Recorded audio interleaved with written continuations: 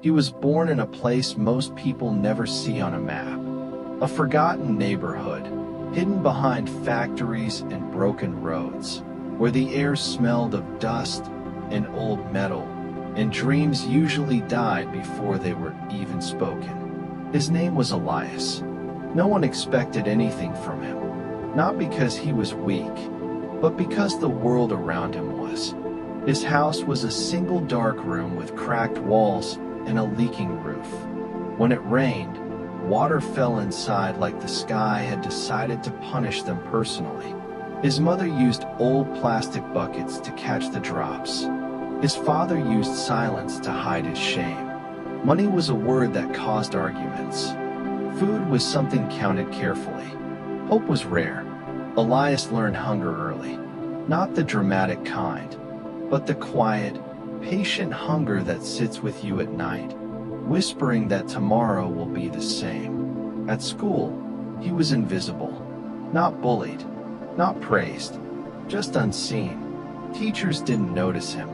Students forgot his name. He wore the same faded clothes year after year, shoes with soles so thin he could feel every stone beneath his feet. But Elias had something unusual. He watched. While others laughed, he observed. While others complained, he listened. While others accepted their fate, he questioned it. At night, when the city lights flickered in the distance like another universe, he would lie awake, staring at the ceiling, listening to his parents breathe. And he would think, there must be more than this. One evening, when Elias was 16, everything shifted. His father didn't come home. No explanation. No message. No goodbye. Days passed. Then weeks. His mother stopped asking questions. She already knew the answer deep inside. Whatever had taken him was bigger than them. Bills piled up. The landlord knocked harder each time. Food became simpler, then scarcer. Elias quit school. Not because he wanted to, but because survival doesn't wait. He worked wherever he could, cleaning warehouses, carrying boxes, washing dishes in places where no one learned your name. Long hours, little pay, no future. But one night, while cleaning an office building long after midnight, something happened. In one of the empty offices, a screen was still on. Numbers moved across it. Charts rose and fell like living things. Words he didn't understand filled the air. Elias stood still. For the first time in years, he felt something unfamiliar. Curiosity mixed with hunger, not for food, but for knowledge. Every night after that, he stopped at the same office. He watched. He memorized. He learned silently. He didn't know it yet. But that screen would become the first door out of poverty. And once Elias stepped through it, there would be no turning back. Elias began arriving at the office building earlier than required. Not because he was paid more, not because anyone asked him to, but because the building was quiet then. Silent buildings reveal secrets. The office with the glowing screen belonged to a small investment firm. Nothing famous. Nothing powerful, just people trying to move money from one place to another and hoping it grew in between. Elias didn't understand the words at first. Stocks, markets, margins, risk, but he understood patterns. Lines went up, lines went down, and every movement had a reason, even if the people watching them pretended otherwise. He started writing things down on pieces of scrap paper he found in the trash. Symbols, numbers, words he copied without knowing their meaning. At home, by the dim light of a flickering bulb, he searched those words on an old phone with a cracked screen.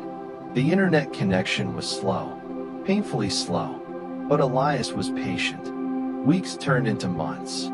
One night, the screen in the office went black. A man had entered.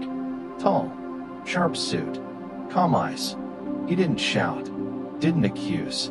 He simply looked at Elias and said, "You've been standing there every night."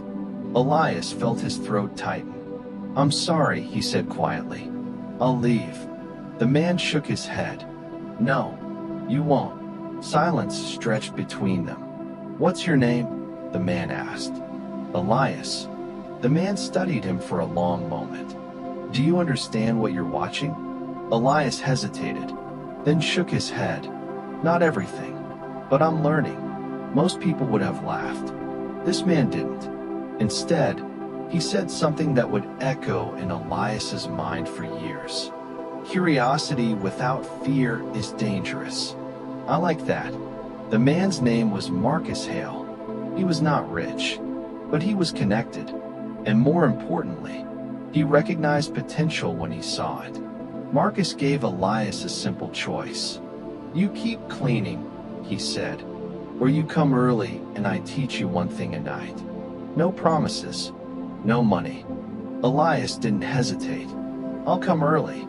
From that night on, Elias lived two lives. By day, a cleaner, invisible, exhausted. By night, a student, absorbing knowledge like a man who had been starving for years. Marcus taught him how money moved, how people lied to themselves, how fear and greed shaped the world more than intelligence ever did. But knowledge has a cost, and soon, Elias would learn that every door opened creates enemies behind it. Knowledge changes a man quietly. Elias didn't become confident overnight. He became aware. He started noticing things he had never seen before. The way people spoke about money, the fear hidden behind jokes, the false certainty in confident voices. Marcus warned him often. "Information is power," he said. "But power attracts attention. Attention attracts danger." Elias listened. But ambition is louder than caution.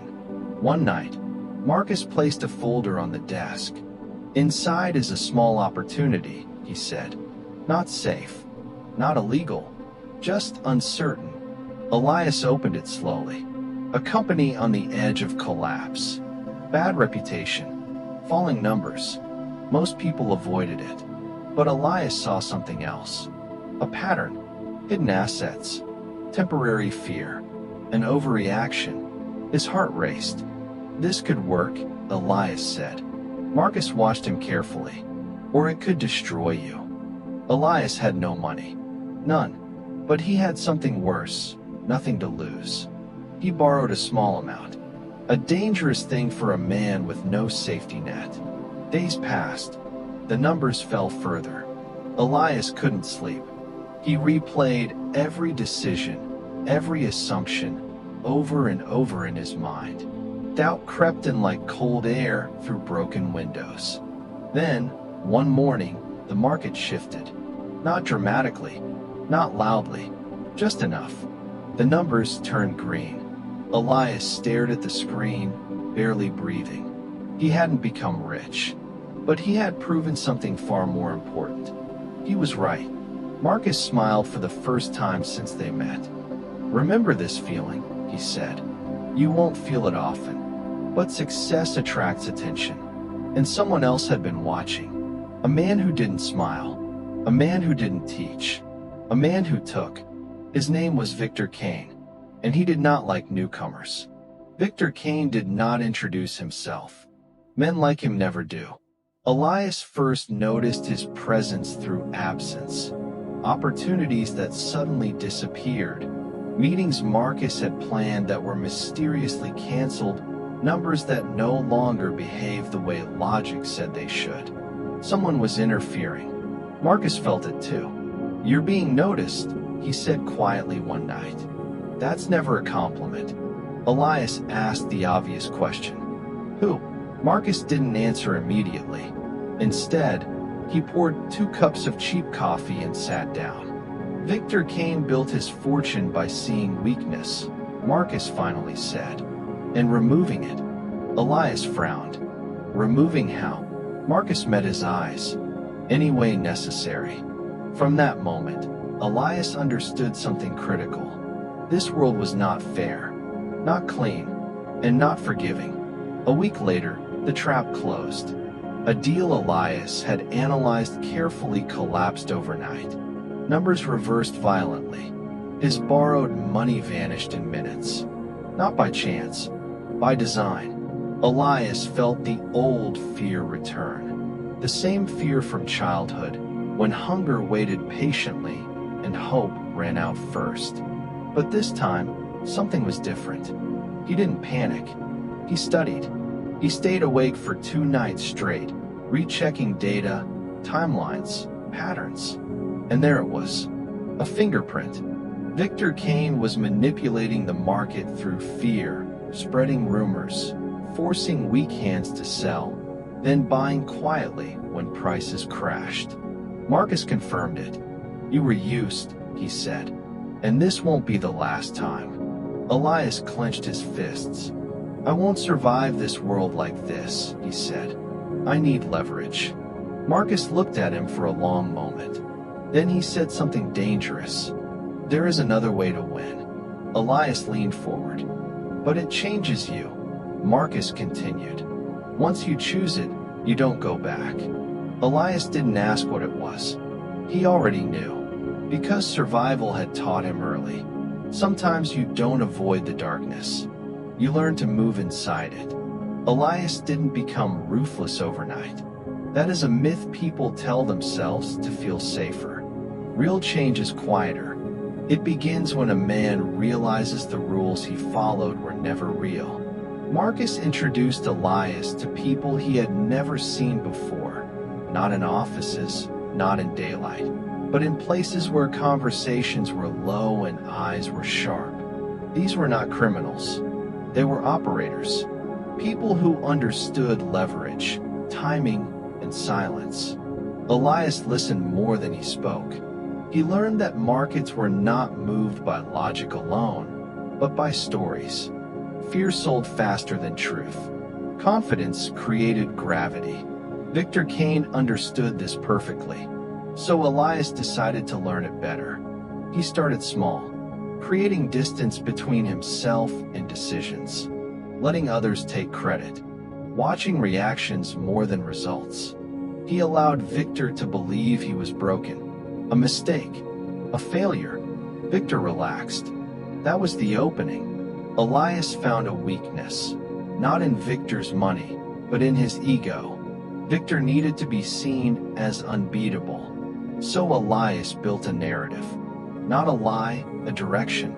He leaked nothing directly. He let others talk. Let doubt travel without a source. Slowly, Victor began reacting instead of controlling. Marcus watched with concern. "You're changing," he said. Elias nodded. "I have to." Then came the night Elias made his first real move. Not to win, but to survive the war. The decision came quietly. No dramatic music. No sudden revelation. Just a moment when Elias looked at the screen and chose not to step back. Marcus had warned him. "Once you move like this," he said, "you stop being invisible." Elias understood. But invisibility had never protected him before. He structured a deal that looked harmless on the surface. Small capital, low attention, nothing Victor Kane would bother watching closely. That was the mistake Elias was counting on. The deal was bait. Behind it, Elias positioned himself differently than ever before. He wasn't betting on numbers this time. He was betting on people reacting exactly as they always did. Fear, greed, pride. Victor noticed, too late. When he moved to crush the position, he exposed himself. Not publicly, but enough for others to see the pattern. Investors whispered. Partners hesitated. Confidence cracked. The market didn't collapse. But Victor's control did. Elias didn't celebrate. Victory here didn't feel good. It felt necessary. That night, he sat alone in his small room, listening to the same city noises he'd grown up with. But they sounded different now. Not like a prison, like a reminder. He had crossed the line, from survival to power. And power never sleeps. Power asks for payment. Always. Elias began to notice the changes not in numbers, but in people. Calls stopped being friendly. Conversations became measured. Silence grew heavier. Marcus was the first to say it out loud. "You're being watched differently now," he said. "Not as a student, as a variable." Elias nodded. "That was the goal. But variables get eliminated," Marcus replied. The pressure intensified. A deal Elias relied on suddenly vanished. A bank froze a small account without explanation. Someone leaked half-truths about his past. Poverty twisted into incompetence. Old fear returned. But it didn't paralyze him anymore. It sharpened him. Then the real cost arrived. Marcus didn't show up one night. No call. No message. Elias waited. Hours passed. Finally, a short text appeared on his phone. "Stay away from Kane. This isn't a game anymore." Elias stared at the screen. For the first time since he was a child, he felt something heavier than hunger. Guilt. Marcus had protected him, guided him, opened the first door. Now Elias realized the truth. Every move he made pulled others into danger. And Victor Kane knew exactly where to apply pressure. Elias didn't sleep that night. The message from Marcus replayed in his mind again and again. Stay away from Kane. It wasn't advice. It was a warning from a man who knew the cost. For the first time, Elias considered walking away. Not because he was afraid of losing money, but because he was afraid of losing people. By morning, he made a decision. He would find Marcus, not as a traitor, not as a player, as a human being who owed another his life. It wasn't easy. Marcus had erased himself carefully. No digital trace. No predictable routine. The habits of a man who had survived too long in dangerous spaces. But Elias remembered something Marcus once said. When someone disappears, don't look where they ran. Look where they feel safe. The answer was simple. A small coastal town. Quiet. Forgettable. The kind of place where ambition goes to rest. Elias found him there. Older. Thinner.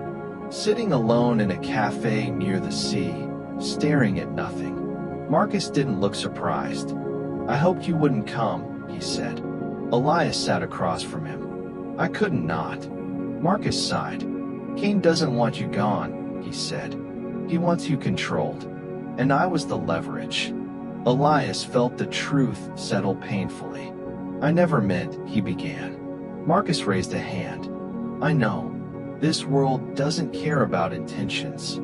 They sat in silence, waves breaking softly outside. Then Marcus said something unexpected.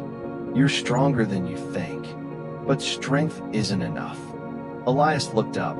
"To finish this," Marcus continued, "you need to stop playing against Kane." Elias frowned. "Then how?"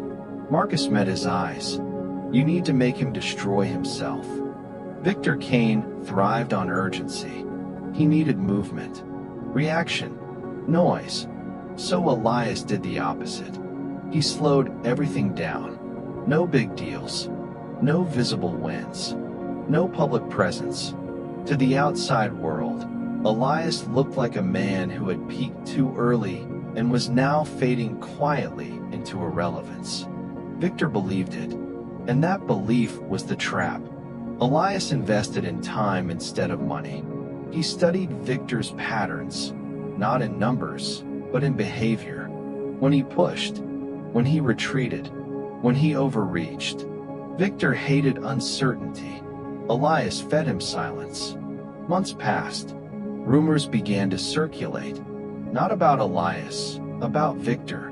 Small inconsistencies, delayed reactions, partners who hesitated before answering calls. Nothing provable. But doubt doesn't need proof. It only needs repetition. Victor began to move faster, riskier, exactly as Elias predicted. Meanwhile, Elias prepared something else, a structure that didn't depend on one market, one country, or one name. If Victor attacked, He wouldn't know where to strike. Marcus watched from a distance, cautious but impressed. "You're not fighting him," Marcus said. "You're letting him exhaust himself." Elias nodded. "He's doing exactly what he always does," he said. "Just faster." And speed, in this world, breaks even the strongest. The collapse didn't happen in one moment. It never does. It began with a pause. Victor Kane hesitated just once.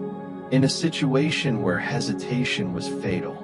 A deal that should have been closed immediately was delayed. Partners noticed. Markets noticed. Fear smelled blood. Elias did nothing. That was the most dangerous move of all. Victor pushed harder to regain control. Bigger positions. Louder confidence. Public appearances meant to signal strength. But confidence, when forced, becomes noise. And noise attracts predators. A major institution pulled out quietly. Another followed. Then a third. By the time the news broke, it was already over. Headlines spoke of unexpected losses and strategic failures. Analysts argued. Commentators speculated. But Elias saw the truth beneath it all. Victor Kane hadn't been defeated by a man. He had been defeated by himself. Marcus called that night. "It's done," he said simply. Elias felt no triumph. No celebration. Only a strange stillness. Weeks later, Elias walked past the same office building where he once cleaned floors in silence. The screens still glowed. The numbers still moved. But he no longer needed to stand in the shadows. He hadn't become rich overnight. He had become untouchable, and that was worth more than money. Elias understood something now that few ever do. Poverty teaches hunger. Power teaches restraint. And true wealth teaches when to walk away. He did.